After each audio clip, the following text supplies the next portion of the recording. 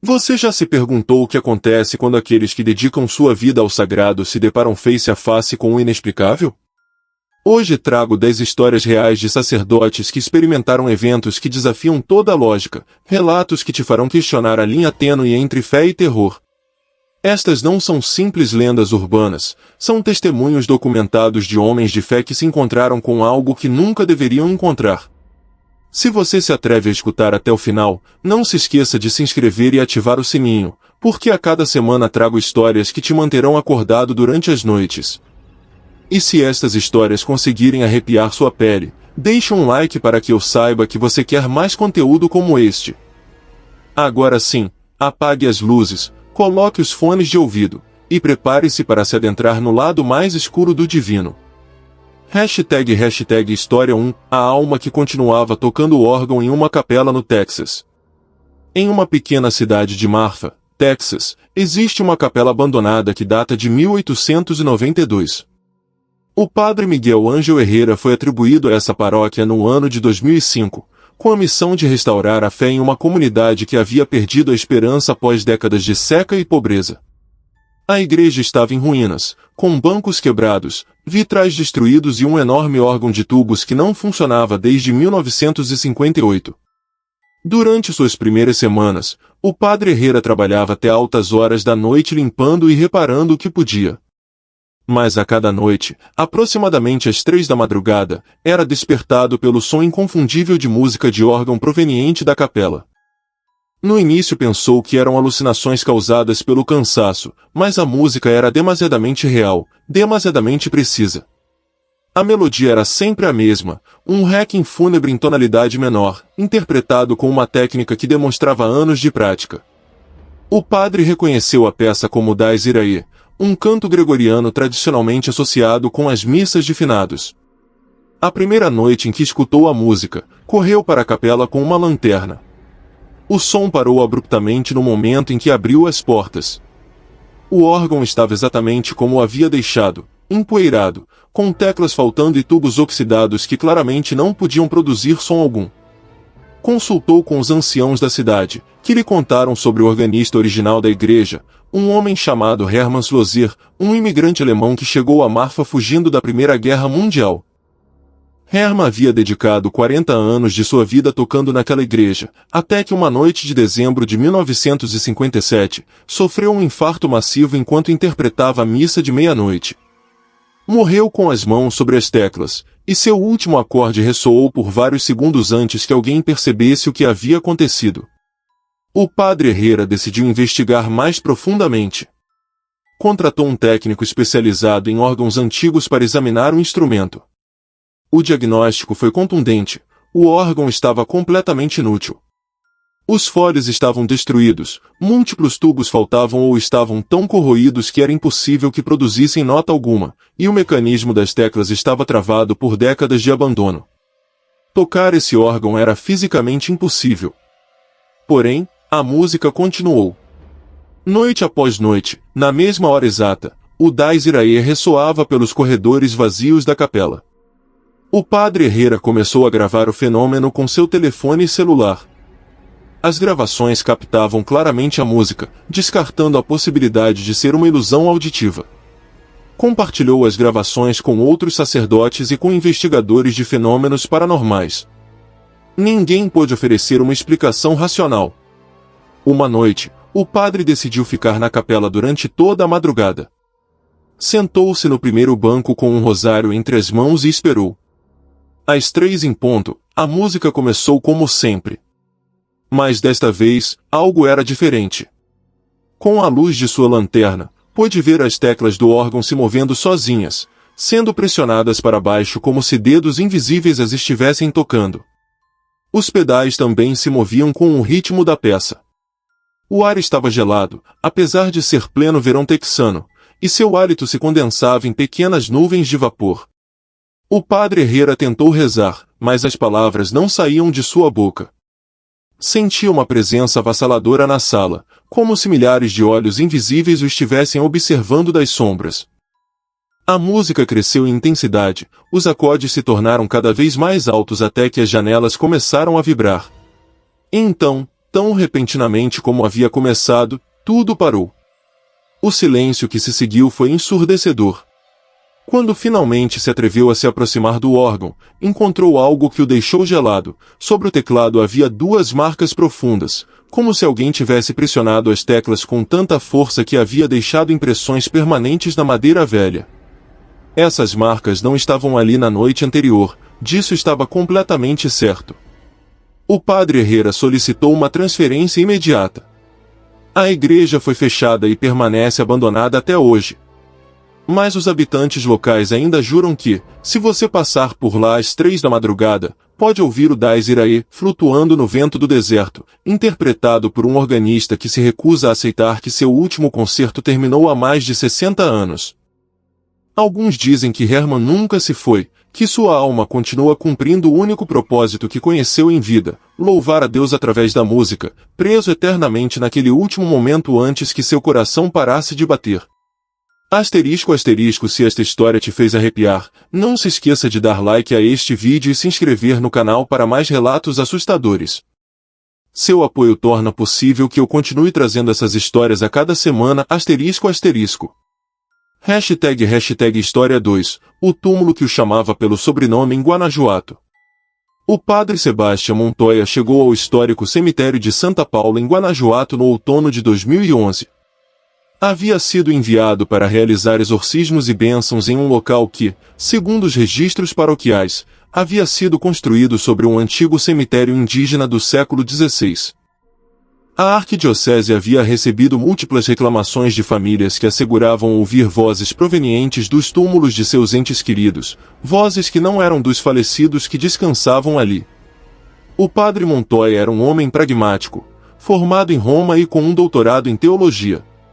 Não acreditava facilmente em superstições populares, mas cumpria com seu dever pastoral com diligência. Seu trabalho consistia em percorrer o cemitério setor por setor, abençoando cada túmulo e rezando pelas almas dos falecidos. O cemitério era enorme, com mais de 15.000 túmulos distribuídos em diferentes níveis da colina. Durante as primeiras semanas, tudo transcorreu normalmente. Realizava suas orações, aspergindo água benta sobre as lápides e seguia adiante. Mas uma tarde, enquanto trabalhava na seção mais antiga do cemitério, escutou claramente uma voz que pronunciava seu sobrenome, Montoya. Parou em seco. A voz era feminina, suave mas claramente audível, e parecia surgir do solo mesmo sob seus pés. Olhou ao seu redor, mas estava completamente sozinho. O cemitério estava deserto, como de costume em dias úteis. Atribuiu o incidente ao vento brincando entre as lápides e continuou com seu trabalho. Porém, alguns minutos depois, a voz voltou, desta vez mais perto, Sebastião Montoya. Seu nome completo, pronunciado com uma familiaridade que o fez estremecer. O padre começou a procurar a origem da voz, caminhando entre os túmulos enquanto seu coração batia com força. A voz continuou chamando, guiando-o como se quisesse levá-lo a algum lugar específico.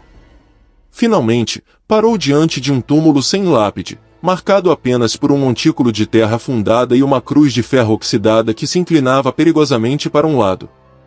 Não havia nome, não havia data, nada que identificasse quem estava enterrado ali.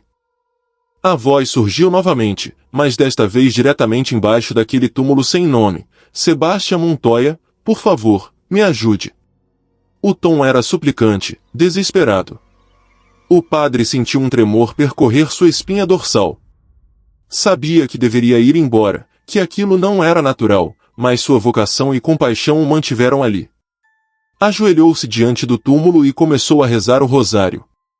Enquanto rezava, a temperatura do ar caiu dramaticamente. Seu hálito se tornou visível e seus dedos começaram a ficar dormentes pelo frio. A terra do montículo começou a se mover levemente, como se algo embaixo estivesse tentando sair. O padre acelerou suas orações, sua voz tremendo mais firme. Então escutou algo que nunca esqueceria, arranhões. O som inconfundível de unhas raspando madeira debaixo da terra. O padre Montoya aspergiu água benta sobre o túmulo e o som parou imediatamente, substituído por um grito abafado de dor que ressoou das profundezas.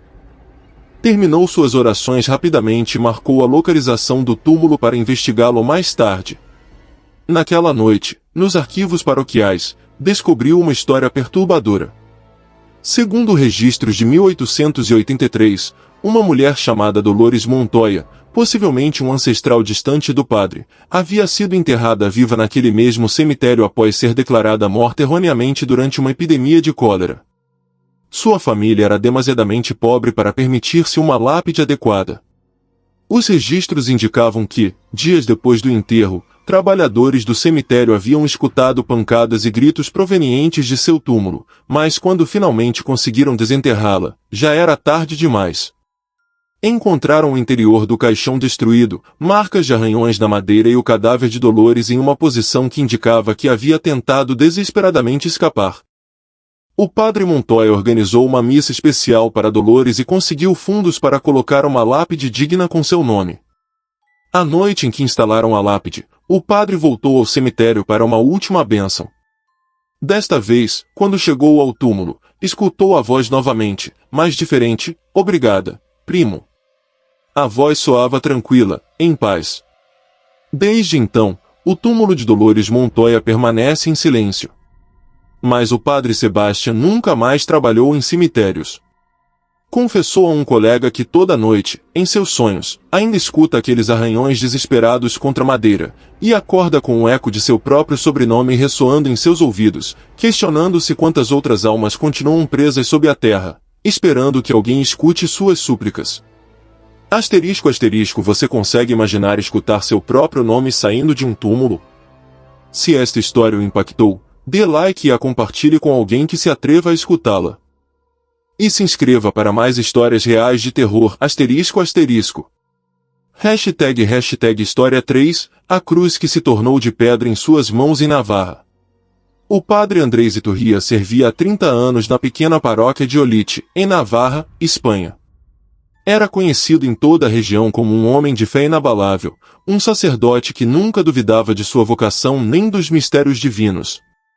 Havia realizado centenas de funerais, sempre com a mesma cerimônia, o mesmo crucifixo de madeira de oliveira que havia sido abençoado pelo bispo em sua ordenação sacerdotal 3 décadas atrás.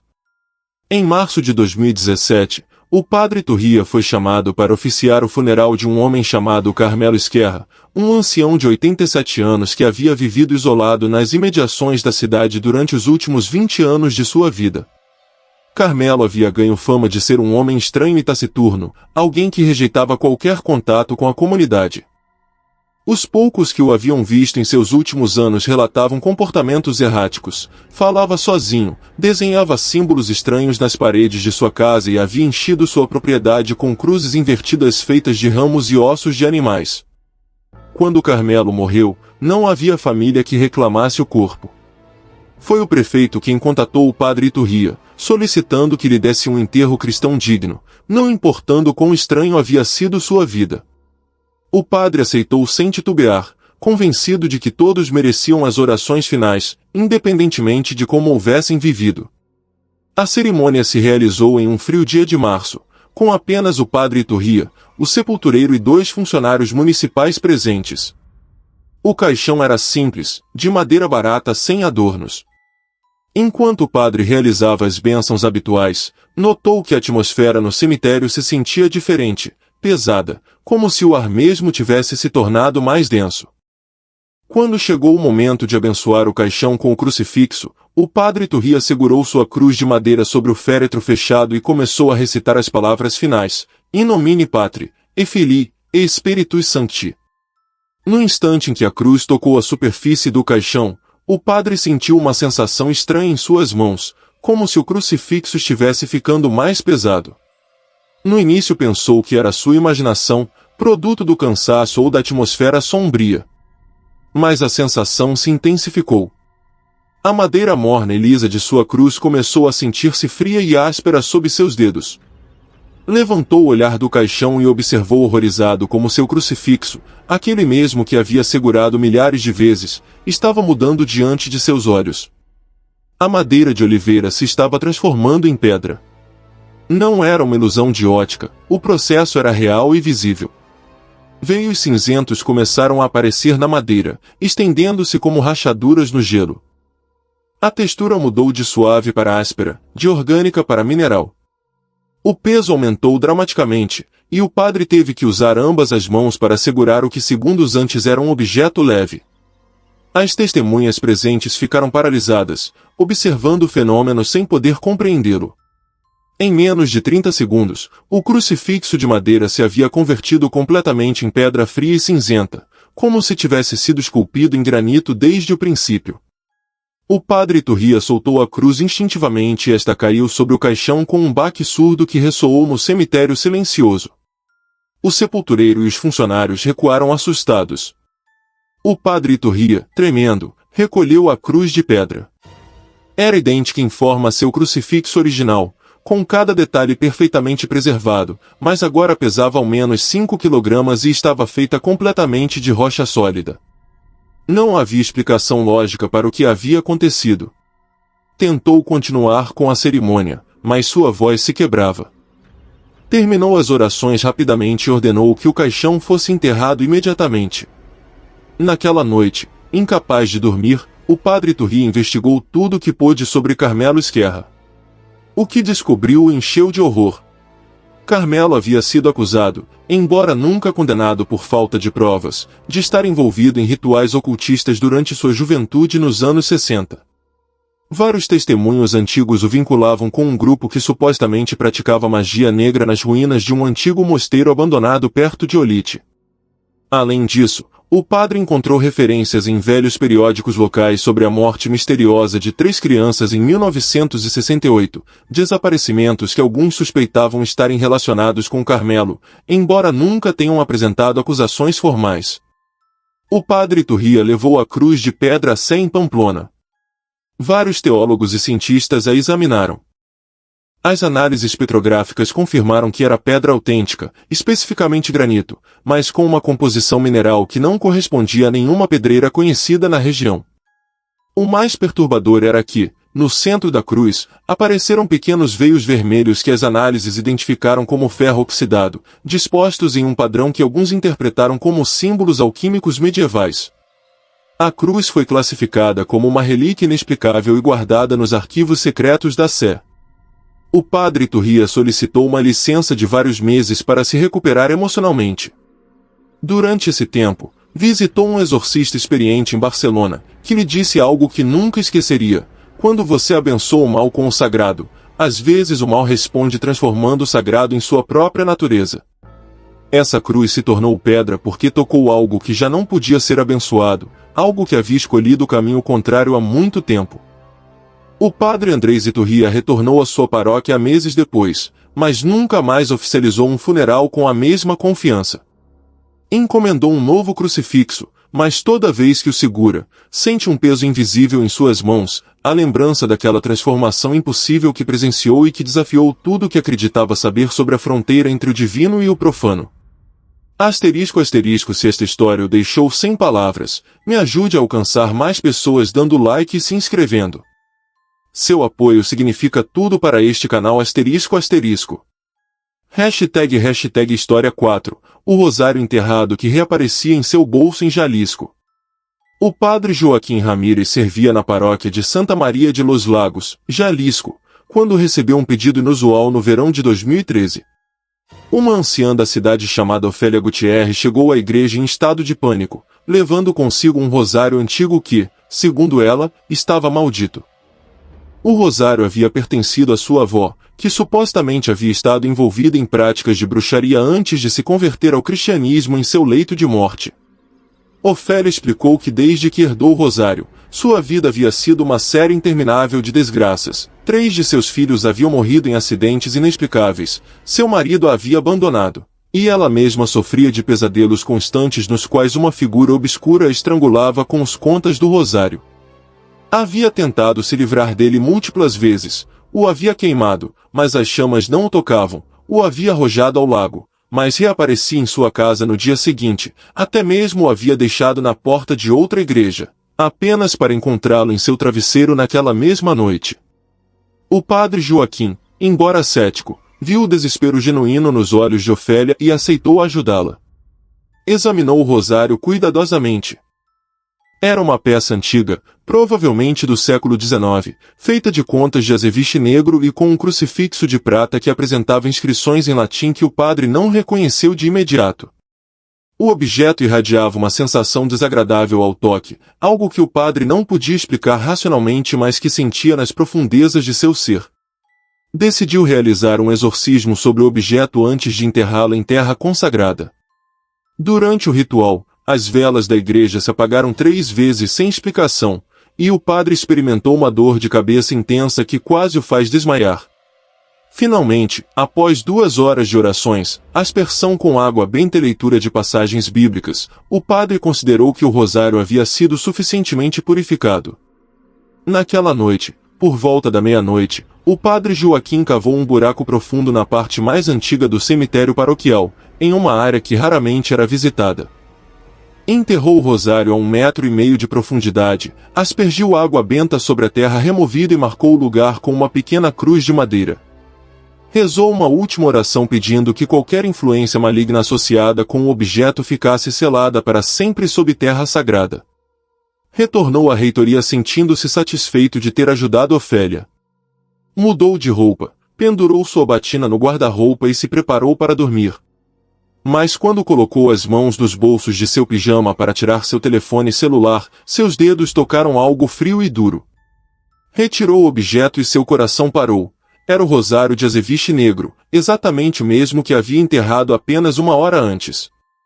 Pensou que deveria ter cometido um erro, que talvez tivesse enterrado outra coisa por engano. Correu de volta ao cemitério com uma lanterna e uma pá. Desenterrou o lugar onde havia cavado o buraco. A terra estava intacta, sem sinais de ter sido removida recentemente, e quando finalmente chegou à profundidade onde havia colocado o rosário, o buraco estava vazio. Não havia explicação possível. Levou o rosário de volta à igreja, decidido a realizar um exorcismo mais exaustivo. O fechou no sacrário, pensando que o lugar mais sagrado da igreja poderia contê-lo. Na manhã seguinte, quando se vestiu para a missa matutina, encontrou o rosário no bolso de sua batina limpa, a mesma que havia estado pendurada em seu guarda-roupa fechado à chave a noite toda. Durante os próximos 3 meses, o padre Joaquim tentou tudo o imaginável. Consultou com o bispo, que enviou um especialista em objetos amaldiçoados de Guadalajara. Juntos realizaram múltiplos exorcismos, bênçãos e rituais de purificação. Tentaram destruir o rosário com fogo consagrado, martelos benditos e ácidos potentes. Nada funcionou. O rosário permanecia intacto, e não importava onde ou como tentassem se livrar dele, sempre reaparecia no bolso do padre Joaquim. O padre começou a experimentar os mesmos sintomas que Ofélia havia descrito, pesadelos terríveis, uma sensação constante de estar sendo observado, e uma opressão no peito que piorava cada vez que tocava o rosário. Percebeu que o objeto não estava amaldiçoando a quem quer que o possuísse, mas especificamente a quem tentasse se livrar dele. Era como se o rosário tivesse escolhido seguir o padre Joaquim por alguma razão desconhecida. Desesperado, o padre contatou um sacerdote jesuíta experiente em demonologia que vivia em Roma. Depois de escutar toda a história e ver fotografias do rosário, o jesuíta lhe deu um conselho perturbador: não lute contra ele. Aceite. Às vezes, objetos como esse não podem ser destruídos nem abandonados porque estão ligados a uma tarefa inacabada. Talvez o rosário esteja com você porque há algo que você deve fazer, alguém a quem deve ajudar. Somente então ele o deixará ir. O padre Joaquim mudou sua abordagem. Em lugar de tentar se livrar do rosário, começou a usá-lo para rezar, particularmente quando visitava enfermos e moribundos. Descobriu que o rosário parecia ter um efeito tranquilizador em pessoas que estavam sofrendo, especialmente naqueles que haviam levado vidas conflituosas ou que expressavam medo de morrer. Em dezembro de 2014, o padre foi chamado para dar os últimos ritos a um homem que agonizava no hospital. O homem, delirante pela febre, confessou entre lágrimas haver assassinado 3 pessoas décadas atrás e nunca ter sido capturado. O padre rezou com ele usando o rosário de azeviche, e o homem morreu em paz, com uma expressão de alívio em seu rosto. Naquela noite, Quando o padre Joaquim retornou para casa, procurou o rosário em seu bolso como havia feito centenas de vezes antes. Não estava. Procurou em todos os seus bolsos, em sua batina, em seu quarto, na igreja. O rosário havia desaparecido completamente e nunca mais voltou a aparecer. Ofélia Gutierrez reportou que seus pesadelos também haviam cessado naquela mesma noite. O padre Joaquim nunca soube exatamente o que era aquele rosário nem por que o havia escolhido. Apenas sabia que, por alguma razão que escapava à sua compreensão, havia sido um instrumento para fechar um ciclo de dor e culpa que havia começado gerações atrás. Até hoje, quando reza o rosário em suas devoções diárias, sente um peso fantasmagórico em seu bolso, um lembrete de que o sagrado e o amaldiçoado às vezes caminham por caminhos mais próximos do que gostaríamos de admitir. ***, o que você faria se um objeto amaldiçoado te perseguisse não importa o que fizesse? Dê like se esta história te manteve à beira de seu assento e se inscreva para mais relatos inquietantes, ***. Hashtag História 5, o féretro que respirava em um cemitério de Illinois. O padre Thomas O'Brien havia sido o capelão do cemitério de Mount Carmel em Uside, Illinois, durante 15 anos. Havia visto praticamente tudo que um sacerdote poderia ver nesse ambiente: famílias devastadas pela dor, funerais multitudinários, enterros solitários sem ninguém para chorar. Mas nada o havia preparado para o que experimentaria na tarde de 23 de outubro de 2009.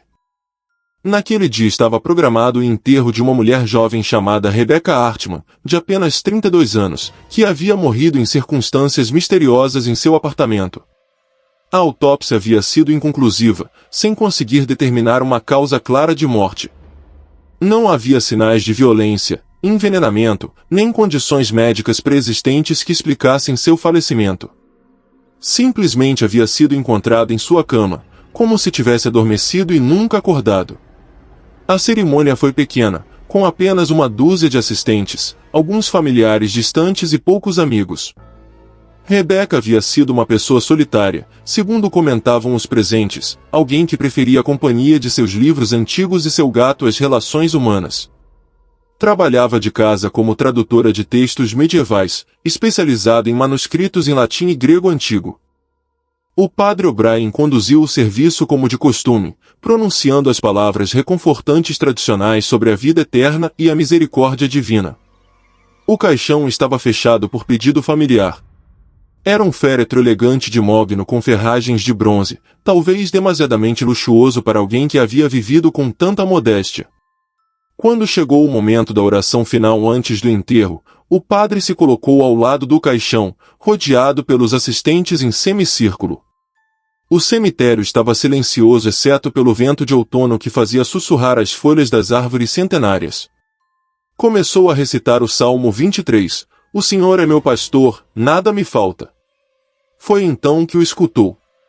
Um som suave mas inconfundível, uma exalação. O tipo de suspiro profundo que faz uma pessoa quando está profundamente adormecida. Provinha do interior do caixão. O padre se deteve no meio da oração.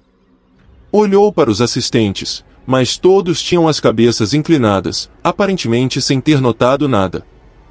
Pensou que talvez tivesse sido sua imaginação, o vento brincando entre as junções do caixão. Continuou, "Em verdes pastagens me faz descansar." Outra exalação, desta vez mais pronunciada. O som era inequivocamente o de alguém respirando.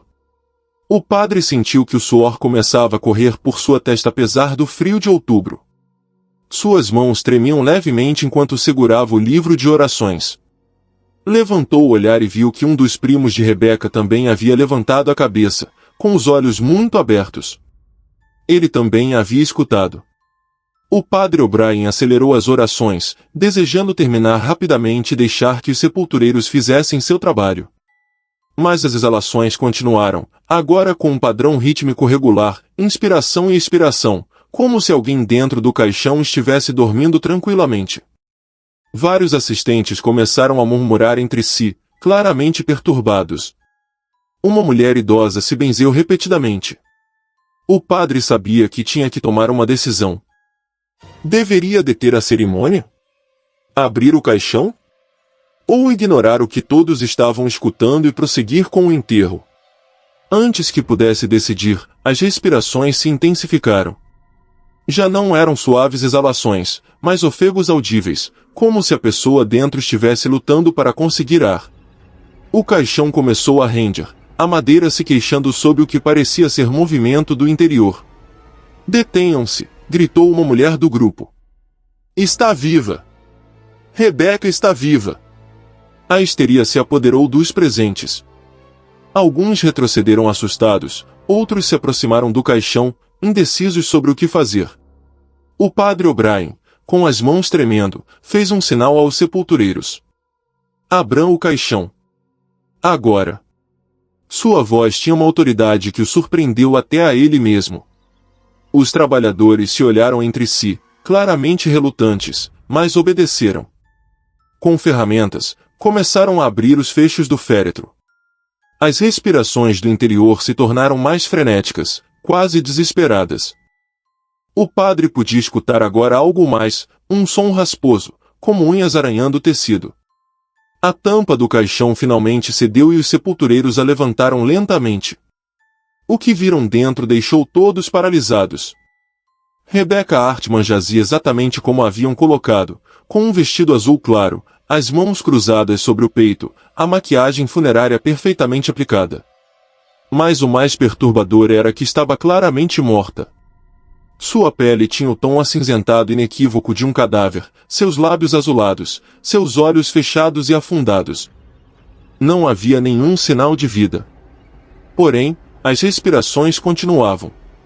Todos podiam escutá-las, mais altas agora que o caixão estava aberto. Mas não proveniam de Rebeca. O som vinha de seu peito, especificamente debaixo de suas mãos cruzadas. Com uma coragem que não sabia que possuía, o padre O'Brien se aproximou e cuidadosamente moveu as mãos do cadáver. Ali, pressionado contra o peito de Rebeca, havia um livro antigo de couro negro. E o livro estava respirando. Podia vê-lo expandir e contrair ritmicamente, como se tivesse pulmões próprios. O padre o tomou com mãos tremendo. O livro estava morno, quase quente ao toque, e podia sentir as pulsações das respirações através da capa de couro. Abriu-o com cuidado. As páginas estavam escritas em latim medieval, com ilustrações perturbadoras de figuras demoníacas e símbolos alquímicos.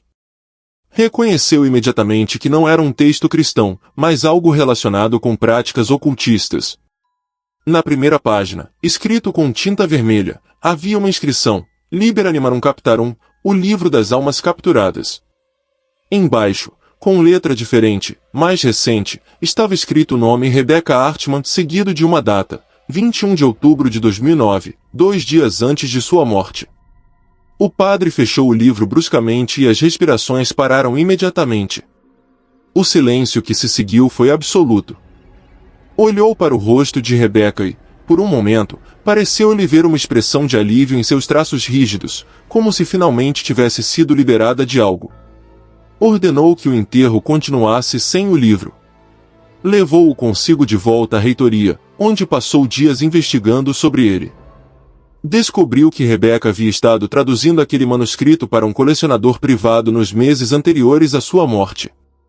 Segundo suas anotações, que encontrou no apartamento dela com a ajuda da polícia, o livro supostamente continha um ritual para transferir a essência vital de uma pessoa ao objeto mesmo, preservando-a eternamente entre suas páginas. As últimas entradas no diário de Rebeca eram inquietantes. Descrevia pesadelos nos quais se sentia presa dentro do livro, incapaz de se mover ou gritar, apenas capaz de respirar. Escreveu que sentia que o livro a estava consumindo lentamente, absorvendo sua vida com cada palavra que traduzia. O padre O'Brien contatou o bispado e juntos decidiram que o livro deveria ser destruído. Porém, cada tentativa falhou. Não se queimava, não podia ser rasgado, nem sequer os químicos mais potentes o danificavam. Finalmente, foi selado em uma caixa de chumbo com símbolos religiosos gravados, e enterrado em um local secreto dentro dos terrenos do cemitério, sob camadas de terra consagrada e concreto. O padre O'Brien nunca revelou a localização exata, levando aquele segredo consigo quando faleceu 10 anos depois. Mas antes de morrer, disse a seu sucessor, se alguma vez você ouvir respirações que não têm fonte, procure pelo que não deveria estar respirando. E se encontrá-lo, nunca, jamais, o abra. Asterisco asterisco, esta história te gelou o sangue? Não perca as próximas. Dê like, se inscreva e ative as notificações para mais relatos assustadores a cada semana, asterisco asterisco. Hashtag História 6, a mulher que o chamou confessor de um túmulo sem nome em Almeirã. O padre Diego Marques havia chegado à pequena população costeira de Carboneras, Almeirã, no verão de 2016. Era seu primeiro destino após a ordenação, e estava cheio de entusiasmo para começar seu ministério. O bispo o havia avisado que a paróquia estava descuidada, que o sacerdote anterior havia morrido repentinamente e que o cemitério precisava de atenção especial. O cemitério local era um lugar desolado no topo de uma colina, açoitado constantemente pelos ventos do Mediterrâneo. Muitos túmulos estavam em mau estado, com lápides quebradas e túmulos sem identificação. O padre Diego se propôs a catalogar todas as sepulturas e restaurar a dignidade do camposanto. Uma tarde de agosto, enquanto trabalhava na seção mais antiga e abandonada do cemitério, escutou claramente uma voz feminina que dizia, confessor. Girou-se rapidamente, esperando encontrar alguma feligresa que precisasse falar com ele, mas não havia ninguém. O cemitério estava completamente vazio sob o sol abrasador. Pensou que o calor e a desidratação estavam lhe pregando uma partida. Bebeu água de sua garrafa e continuou com seu trabalho. Minutos depois, a voz voltou, mais clara, confessor, por favor. Desta vez pôde determinar a direção. Vinha de um túmulo sem lápide, marcado apenas por um monte de pedras brancas e uma cruz de ferro oxidada que mal se mantinha em pé. O padre se aproximou do túmulo. Não havia nome, não havia data, nada que indicasse quem estava enterrado ali. Segundo o registro paroquial que havia revisado, aquele túmulo datava de 1800 e algo, mas os detalhes eram ilegíveis devido ao deterioramento do documento. Preciso confessar, disse a voz, agora inequivocamente proveniente de baixo da terra. Era uma voz feminina, adulta, com sotaque andaluz antigo. O padre sentiu que cada cabelo de seu corpo se eriçava. Sabia que o que estava experimentando não era natural, mas seu treinamento e sua fé lhe diziam que deveria responder. Sou o padre Diego, disse em voz alta, sentindo-se ridículo falando com um túmulo. Posso escutar sua confissão se precisar. Ajoelhou-se ao lado do túmulo, colocando sua estola roxa sobre os ombros como fazia no confessionário. A voz começou a falar, contando uma história terrível. Identificou-se como Catalina, uma mulher que havia vivido na cidade no século XIX. Relatou como havia assassinado seu marido afogando no mar depois de anos de abuso brutal. Nunca foi descoberta, e a cidade acreditou que havia sido um acidente. Mas a culpa a consumiu, e quando tentou se confessar com o pároco da época, este a rejeitou com desgosto, chamando-a de demônio e negando-lhe absolvição. Catalina morreu pouco depois, alguns diziam que por suicídio, embora oficialmente tenha sido registrada como morte por doença. Foi enterrada no extremo mais afastado do cemitério, em um túmulo sem nome, sendo-lhe negada até mesmo a dignidade de uma lápide porque o sacerdote havia convencido a família de que não merecia ser lembrada. Estou esperando 130 anos por um confessor que me escute, disse a voz, agora com um tom de súplica desgarradora. Chamei todos os sacerdotes que vieram aqui, mas nenhum me escutou até você. O padre Diego, com lágrimas nos olhos, completou o sacramento da confissão.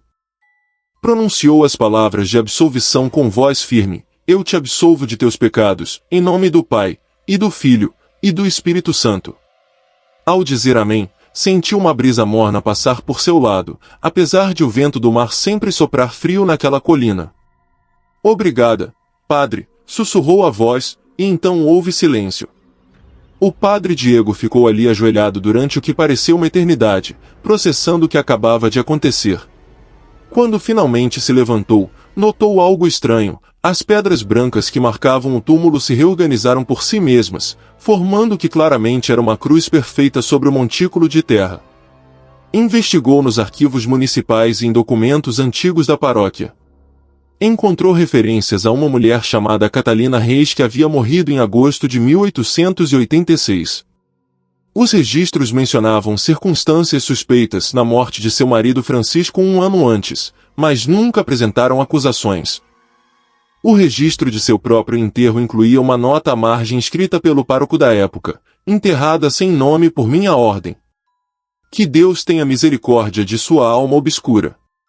O padre Diego organizou uma coleta para colocar uma lápide digna no túmulo de Catalina.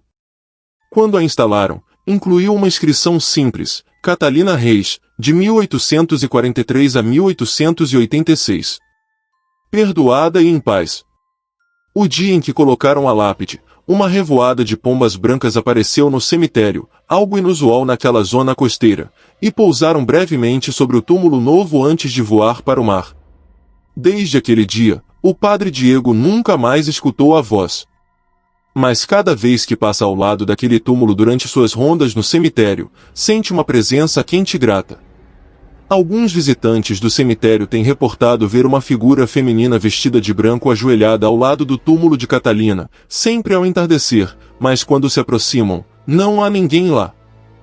O padre Diego aprendeu uma lição profunda daquela experiência, que a misericórdia divina não tem limites de tempo, e que nunca é demasiadamente tarde para oferecer perdão a uma alma arrependida, mesmo que aquela alma esteja esperando mais de um século para recebê-lo.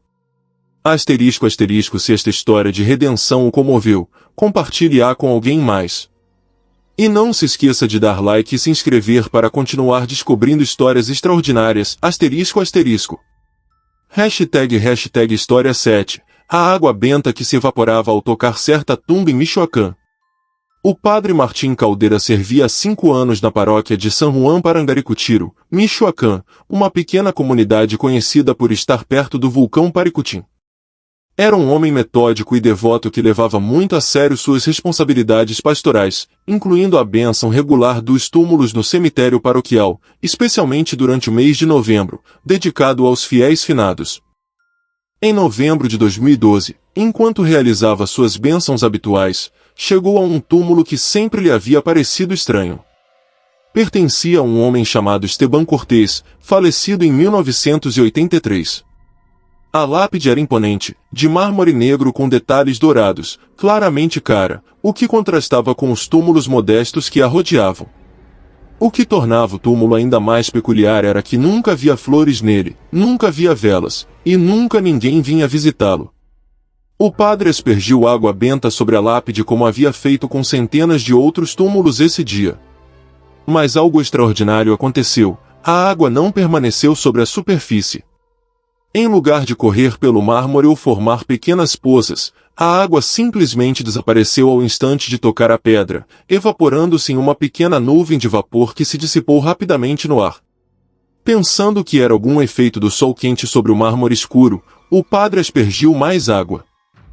O resultado foi o mesmo, evaporação instantânea, acompanhada agora de um silvo suave, como quando se toca um ferro quente com um dedo úmido. Mas o mármore não estava quente ao toque, de fato, estava frio como o gelo. Intrigado e um pouco perturbado, o padre Martim esvaziou toda a sua garrafa de água benta sobre o túmulo.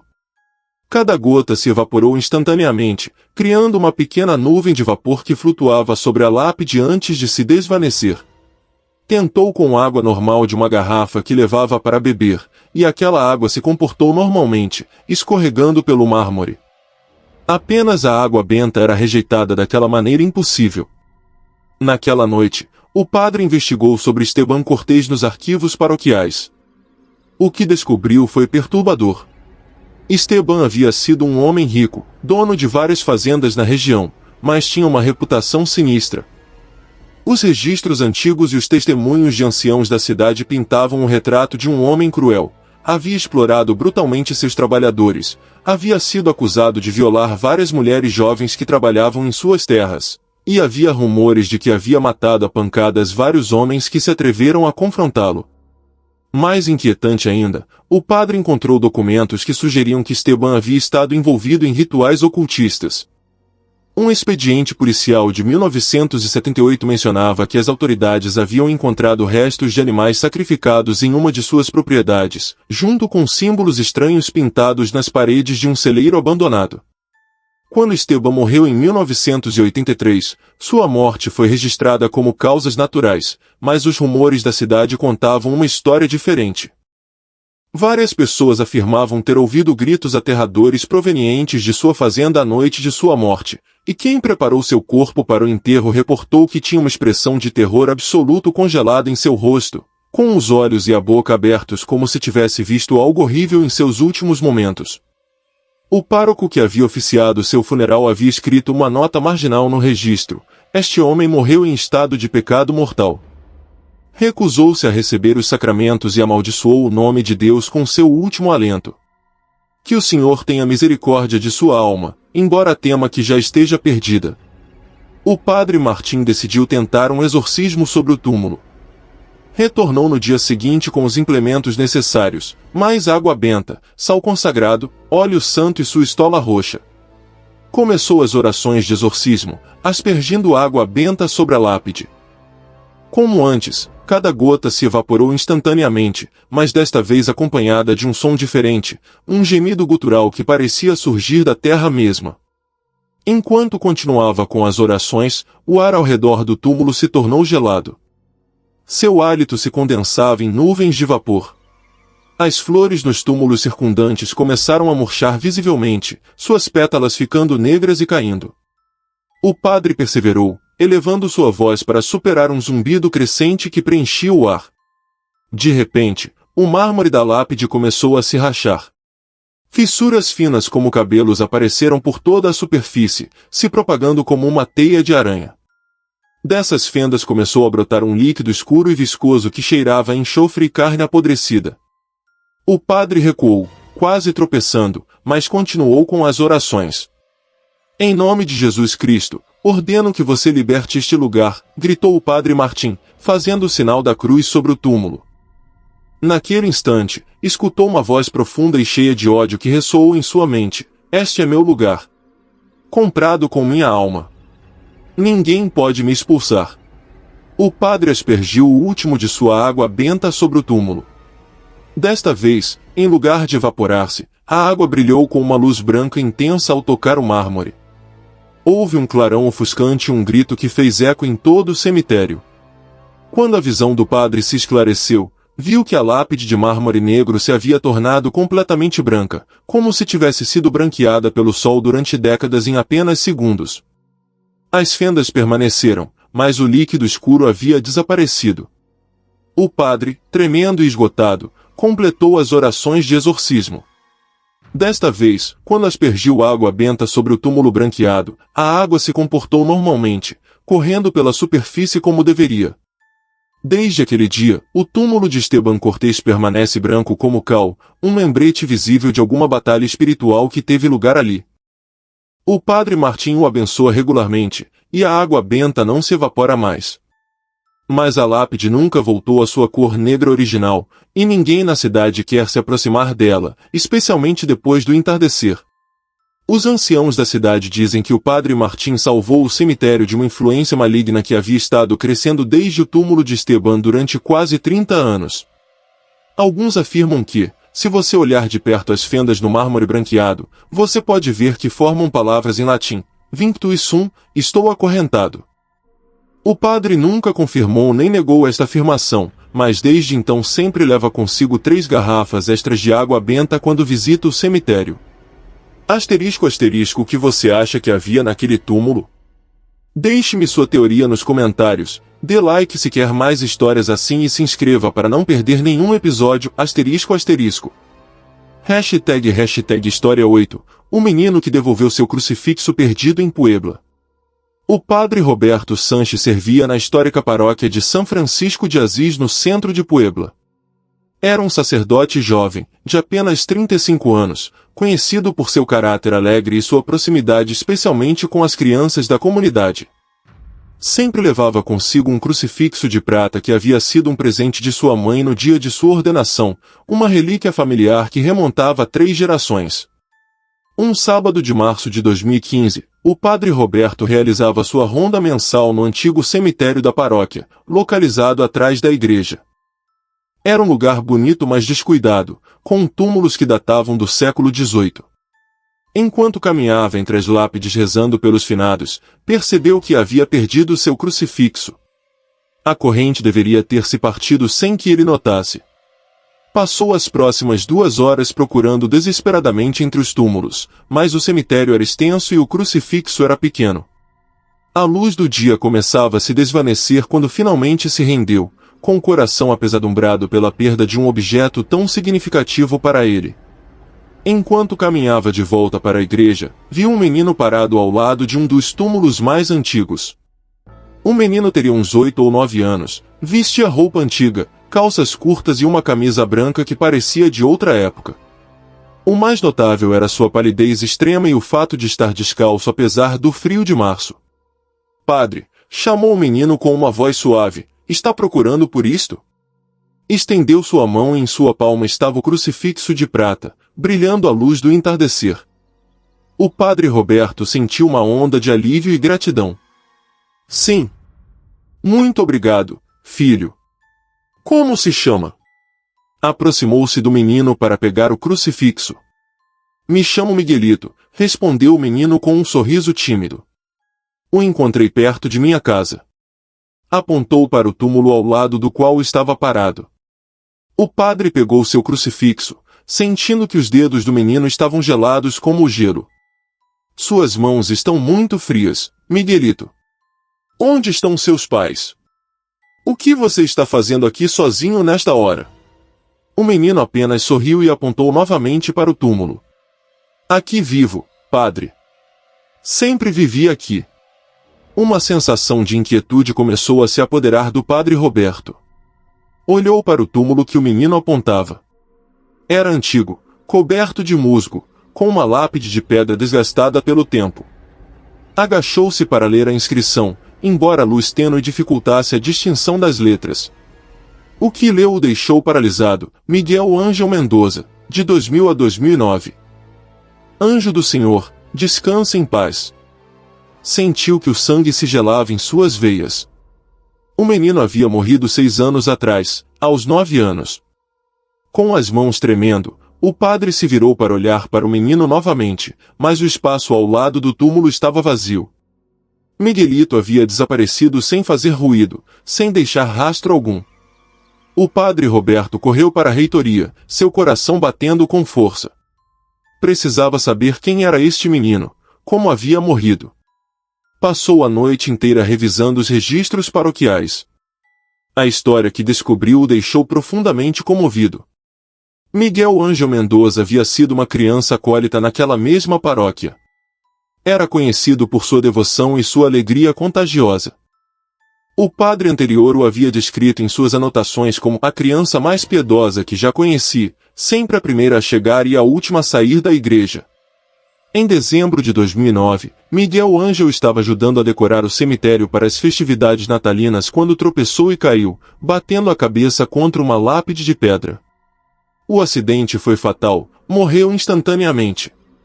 Sua família, devastada, o enterrou no mesmo cemitério que tanto amava, com a esperança de que sua alma permanecesse perto da igreja que era como seu segundo lar.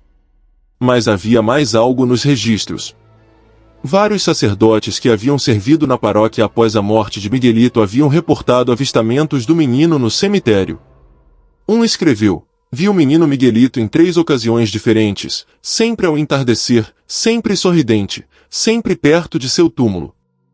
Não lhe tenho medo, parece estar feliz, como se simplesmente continuasse fazendo o que amava, cuidar da igreja." O padre Roberto retornou ao cemitério na manhã seguinte. Ajoelhou-se diante do túmulo de Miguelito e rezou um rosário completo. Enquanto rezava, sentiu uma presença quente e pacífica ao seu lado, como se alguém estivesse rezando com ele. Desde aquele dia, o padre Roberto visitava regularmente o túmulo de Miguelito.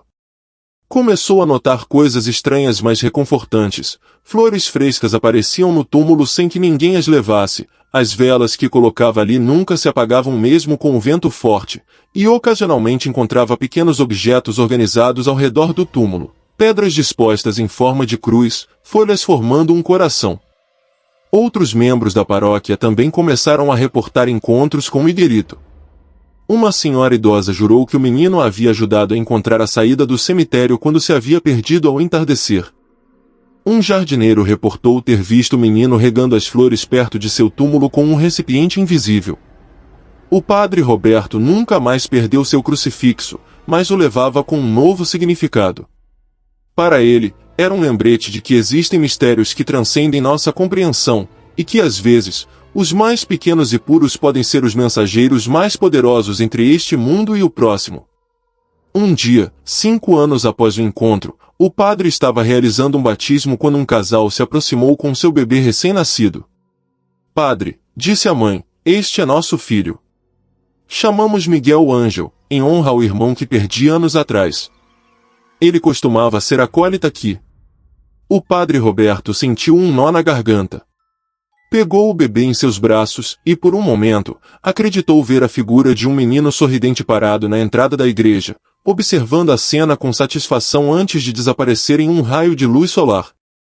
Até o dia de hoje, o padre Roberto acredita que Miguelito não apenas devolveu seu crucifixo aquele dia, mas que lhe deu um presente muito mais valioso, a certeza absoluta de que a morte não é o final, e que o amor e a fé podem manter as almas conectadas além do véu que separa os mundos.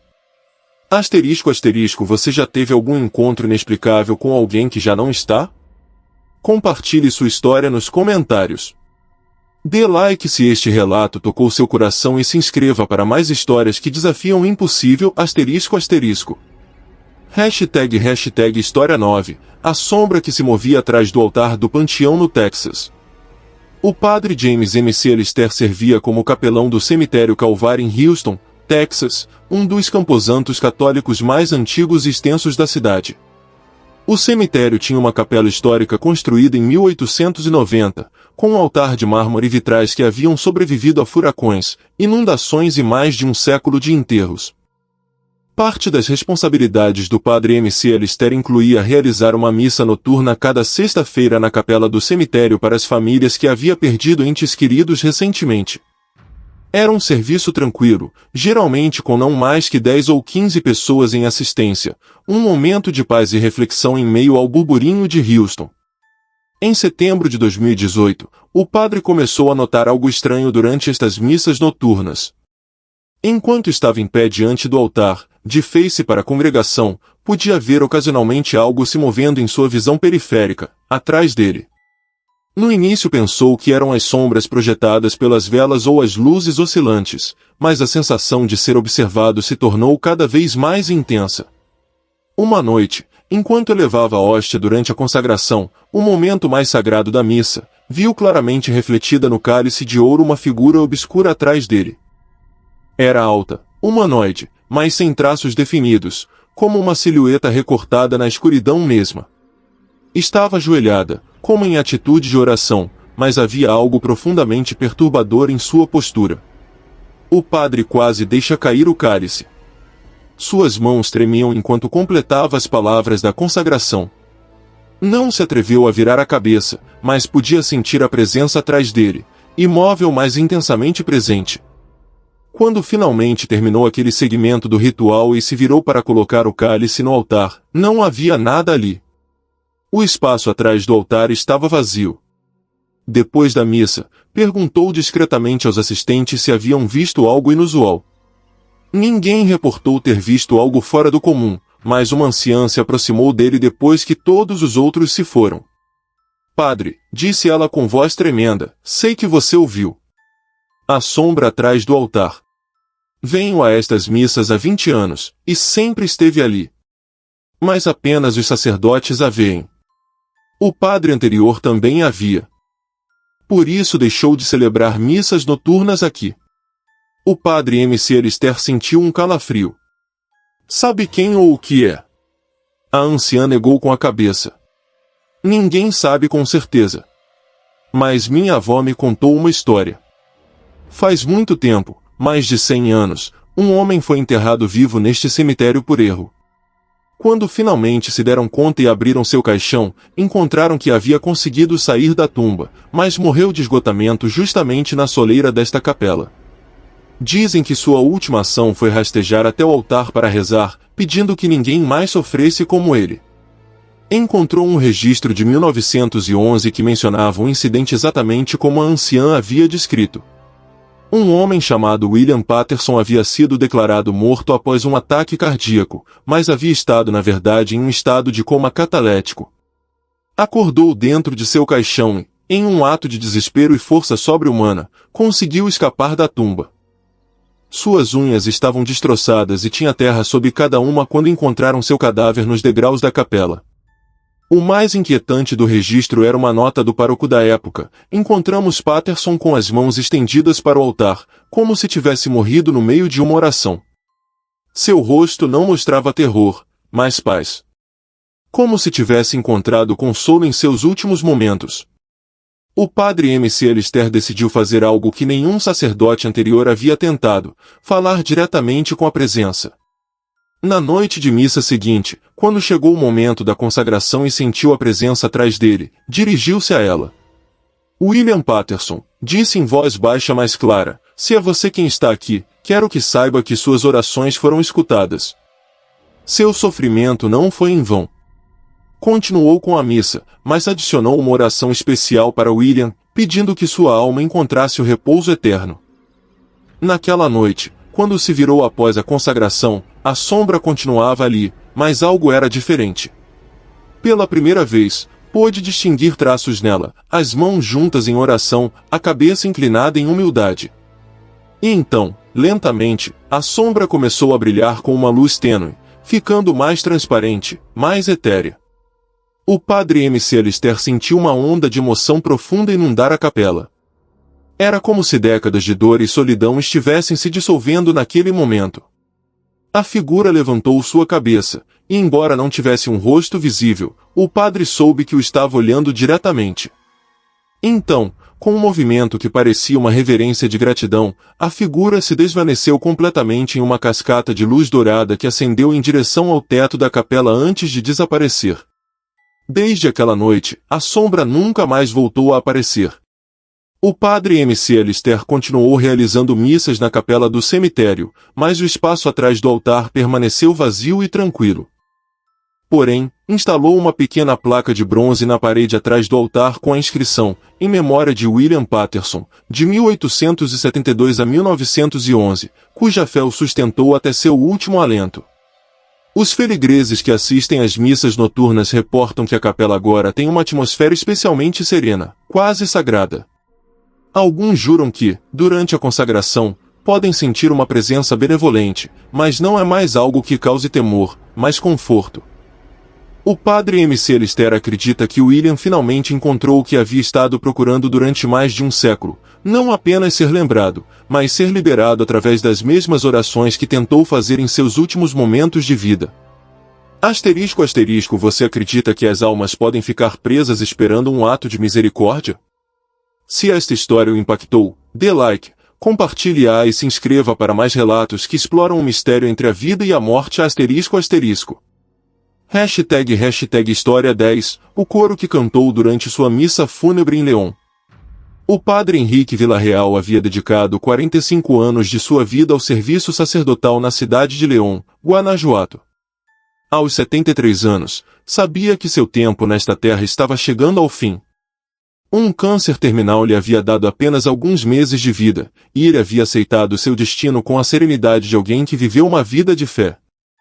Em seus últimos dias, o padre Henrique fez um pedido inusual a seu sucessor, o jovem padre Cristóbal Mendes.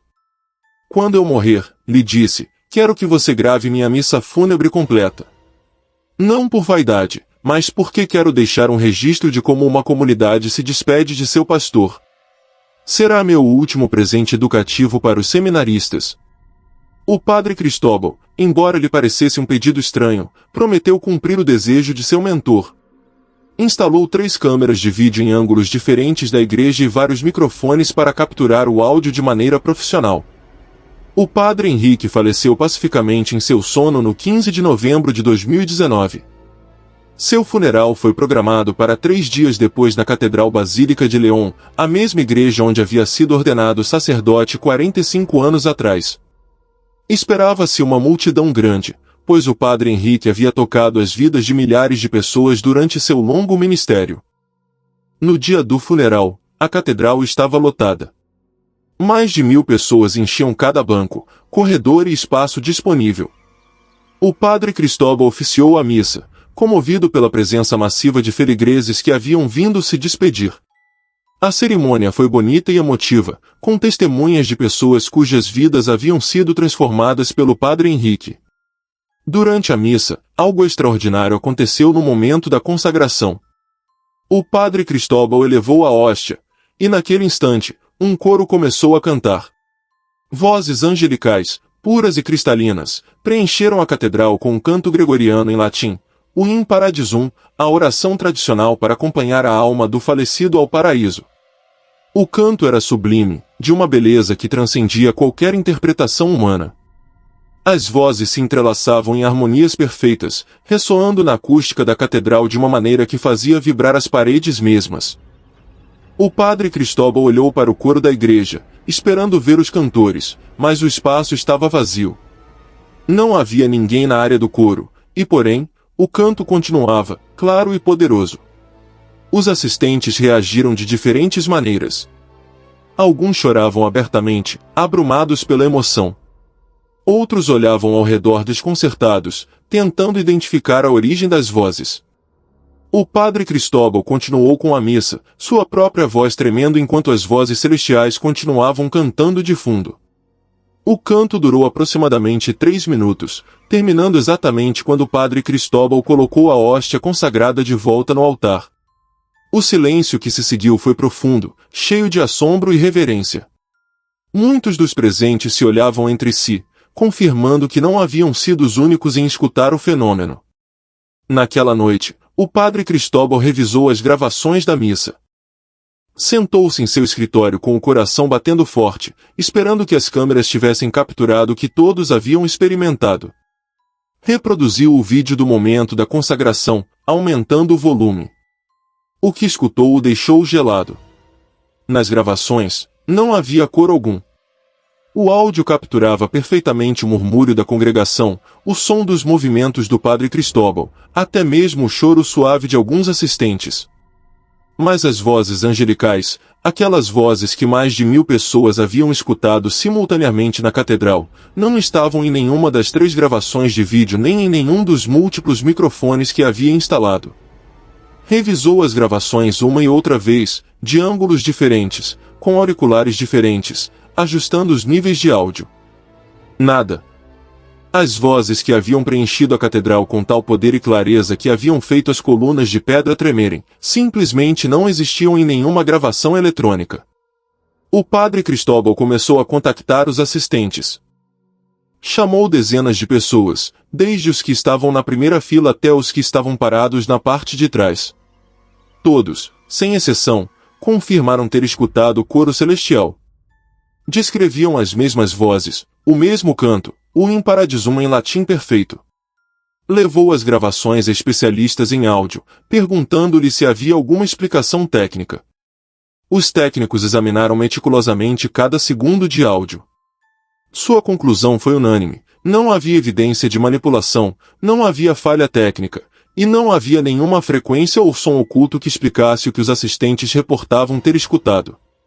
Um engenheiro de som lhe disse algo que o deixou pensando: padre, seus equipamentos funcionaram perfeitamente. Capturaram todos os sons físicos naquela catedral. Se estas vozes não estão nas gravações, então não eram sons físicos. Não eram ondas sonoras viajando pelo ar. Eram algo que as pessoas escutaram diretamente, sem mediação de seus ouvidos. O fenômeno foi documentado pelo bispado. Tomaram testemunhas escritas de centenas de testemunhas. Todos contavam a mesma história com detalhes consistentes. O coro havia começado exatamente no momento da elevação da hóstia, havia cantado In Paradisum, e havia terminado quando a hóstia foi colocada de novo no altar. Uma investigação teológica concluiu que o ocorrido era consistente com relatos históricos de fenômenos místicos associados com a morte de santos e pessoas de grande santidade. Nos anais da Igreja, há registros de casos similares onde coros angelicais foram escutados mas não registrados por meios físicos.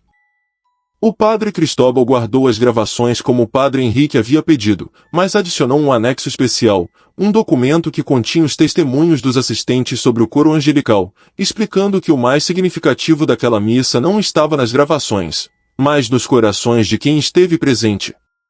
5 anos depois, quando o padre Cristóbal apresenta estas gravações a seminaristas como havia sido o desejo do padre Henrique, sempre faz uma pausa no momento da consagração. Diz a eles, aqui é onde mais de 1000 pessoas escutaram um coro que não estava ali. Um lembrete de que existem realidades que transcendem o que nossos instrumentos podem medir, verdades que apenas podem ser experimentadas pelo coração humano em momentos de graça especial. Muitos dos que estiveram presentes naquele funeral afirmam que foi o momento mais profundamente espiritual de suas vidas. Alguns que haviam perdido a fé a recuperaram naquele dia. Outros que haviam estado lutando com dúvidas encontraram certeza. Para todos, foi uma confirmação palpável de que existem mistérios sagrados que não podem ser explicados, apenas vividos.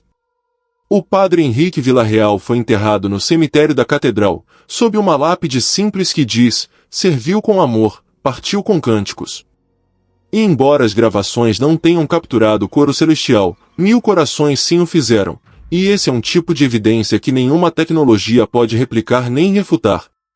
Se estas 10 histórias te estremeceram, te fizeram pensar ou te mantiveram à beira de seu assento, me dê o like mais grande que você já tenha dado. Se inscreva no canal e ative o sininho porque a cada semana trago mais histórias que desafiam nossa compreensão do mundo. Compartilhe este vídeo com alguém valente que se atreva a escutá-lo. E lembre-se, a linha entre fé e terror é mais tênue do que você pensa. Estas histórias não são apenas relatos de medo. Elas são recordações de que existem realidades que nossos sentidos convencionais não conseguem explicar, dimensões espirituais que tocam nossas almas de maneiras profundas e inexplicáveis. Cada testemunho, cada evento relatado por estes homens de fé, serve como um lembrete de que somos pequenos diante do universo, e que há muito mais entre o céu e a terra do que nossa razão limitada pode compreender. Até a próxima temporada de Histórias Extraordinárias. Que durma bem, se conseguir.